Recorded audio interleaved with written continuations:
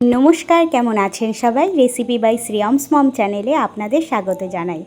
आज आमी आपनादेर साथे दो धरनेर केकेर रेसिपि शेयर करब। तो सबाई शुधु ओरिओ बिस्कुट दिए बानाय, तो आमी भाबलाम शुधु ओरिओ केन तीन रकमेर चकलेट बिस्कुटई माने तीन रकमेर तीन धरनेर बिस्किट आमी आजके व्यवहार करब। कारण आशा करी आपनारा बुझतेई पाच्छेन दो धरनेर केक बोलते आमी बानाচ্ছি चकलेट केक एवं मैंगो केक।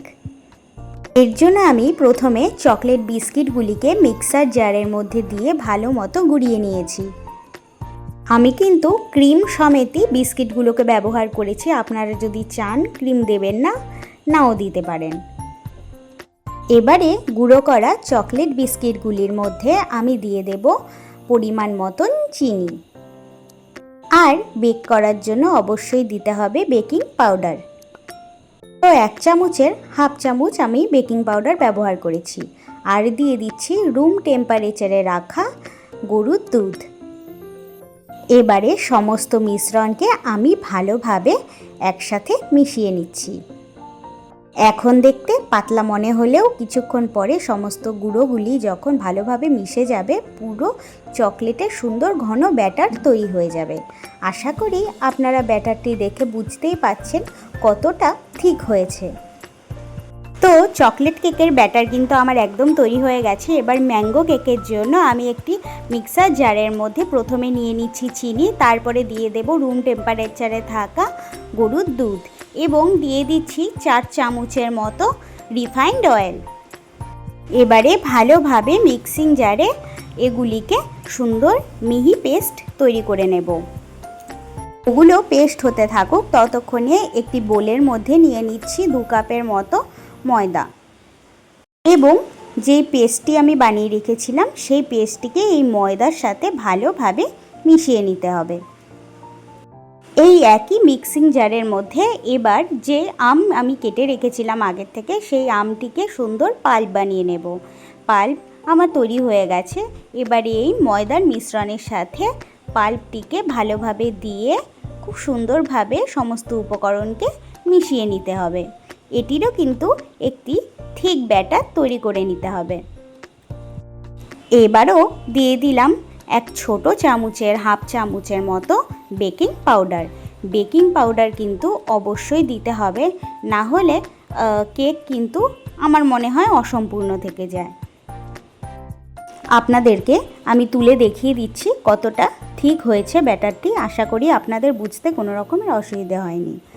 যাই হোক, আমার দুটো মানে চকলেট কেকের জন্য ব্যাটার এবং ম্যাঙ্গো কেকের জন্য ব্যাটার একদম তৈরি হয়ে গেছে। ওপর থেকে কিছু আমন্ড বাদাম আমন্ডের সাথে পেস্তাও রয়েছে, কুচিয়ে দিয়ে দিয়েছি, মুখে পড়লে বেশ ভালো লাগবে। তো ব্যাটারগুলি আমার একদম তৈরি হয়ে গেছে। এবারে কেকগুলি আরও সুন্দরভাবে ফ্লাফি হওয়ার জন্য ওপর থেকে দিয়ে দেব ইনো। ইনো কিন্তু ভালোভাবে মিশিয়ে আর বেশিক্ষণ ওয়েট করা যাবে না, একবারে বেক করার জন্য বসিয়ে দিতে হবে। তো আমি কিন্তু গ্যাসের ওভেনেই কেকগুলো বেক করে নেব। তো আপনারা দেখতে থাকুন। আশা করি এই সোজা পদ্ধতিতে আপনারাও সুন্দরভাবে বাচ্চাদের জন্য বা নিজেদের জন্য কেক বানিয়ে নিতে পারবেন। তো যাই হোক, আমি কিছু কাপ কেকও বানিয়ে নিচ্ছি আর তার সাথে আমার মনে হচ্ছে ব্যাটার বেঁচে যাবে। যদি বেঁচে যায় তাহলে একটা বড়সড় মাপের 2-in-1 কেক বানিয়ে নেব। কাপের মধ্যে প্রথমে একটু ব্যাটার দিয়ে মাঝখানে একটু ডেয়ারি মিল্ক দিয়ে দিচ্ছি। যখন ভাঙা হবে সুন্দর ডেয়ারি মিল্ক গলে যাবে, খেতেও অসম্ভব সুন্দর লাগবে। যাই হোক, আমি সমস্ত কাপগুলিকে ফিল করে তারপরে বেক করতে বসিয়ে দেব। বেক করতে আমার বসিয়ে দেওয়া হয়ে গেছে। আপনাদের আমি মানে মোটামুটি 30 মিনিটের মতো আমি বেক করে নিয়েছি। তাতেই দেখুন কাপকেকগুলো কি সুন্দর ওপর থেকে ফুলে উঠেছে। এবারে সমস্ত কাপকেকগুলোকে আমি তুলে নিচ্ছি। এরকম ছোট ছোট পুচকে পুচকে কেক দেখলে বাচ্চাদেরও কিন্তু প্রচণ্ড ইন্টারেস্ট বাড়বে, আগে থেকেই বলে দিচ্ছি, কারণ বাচ্চারা সবসময় নতুন কিছু দেখতে চায়। অবশ্যই আপনারা বাড়িতে কিন্তু বাচ্চাদেরকে এইভাবে বানিয়ে খাওয়াতে পারেন বা টিফিনেরও এগুলো বানিয়ে রাখলে কোনো চিন্তা থাকবে না। যাই হোক, ওই ম্যাঙ্গো আর চকলেট দিয়ে যেই 2-in-1টা বানিয়েছিলাম সেটিকেও এবার বেক করতে বসিয়ে দিয়েছি। আসলে এই 2-in-1 বানানোর কোনো পরিকল্পনা ছিল না, ব্যাটার বেঁচে গেছে বলে একসাথে বসিয়ে দিয়েছি।